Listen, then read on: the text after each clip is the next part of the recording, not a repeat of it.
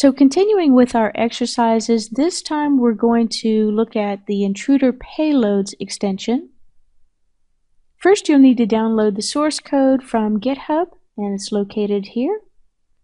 The purpose of this particular extension is to allow you to add different types of payloads, as well as to allow continued processing inside of Intruder based on the results that you might get. Now, this particular burp extender, of course, implements the iBurp extender, but it also implements some Intruder-specific interfaces, which you see here: Payload Generator Factory and Payload Processor. Please also note the Payloads multi-dimensional byte array. This is important as you're going to need to look back at this in order to complete your assignment. So let's get into what your assignment is. I want you to modify this extension code and obviously add your debug statements. I also want you to add a new payload to that byte array listing. Build and load your customized extension into burp and go ahead and test that out. So this is going to be the answer key for the payload intruder. We're going to look at the debug statements added to the source code. We're going to build our jar. We're going to import our customized extender into burp. We're going to generate some HTTP traffic, send that request to Intruder, set our position and payload to be from the extension, and then start our attack. And note that our new payload is now in the results table. This is the answer key to exercise 3. So in this exercise, you were required to add debug statements as well as adding an additional payload. So let's go ahead and take a look at the source code first. Of course, you had to do your import and declaration for print writer and then instantiate it inside of the register extender callbacks. One thing that you should have noticed is this payloads. So this is a multi-dimensional byte array, and inside of here we have 2 payloads that were given to us. I have added this third payload. The other changes made were really just around debugging, but I do want to point out this particular generator name. So on the get generator name, you can see that it's called My Custom Payloads.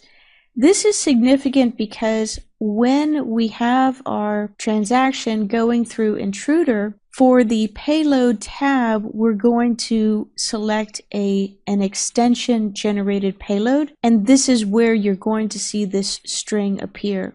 Everything else in this class can remain as is. Let's go ahead and build our jar. So here I am creating a jar file called intruderpayload.jar, and let's go ahead and add that.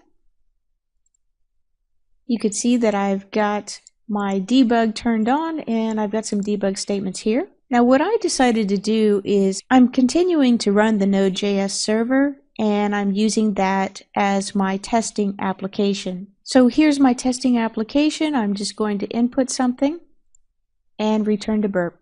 So if I go to the proxy tab and HTTP history table, I want to take a look at the posts because any of these posts will have a parameter body, and that text box is what I'm interested in to send in my payloads and determine if cross-site scripting is present.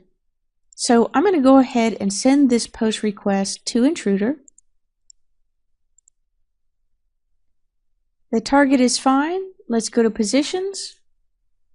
In the positions, let's clear the substitution there and just wrap it around the body itself. Go to payloads.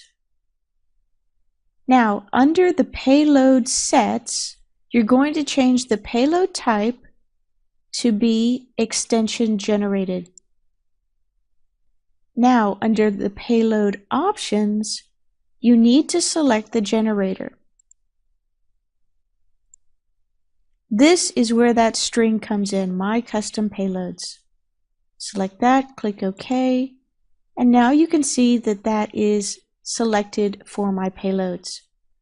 I'm ready to start the attack.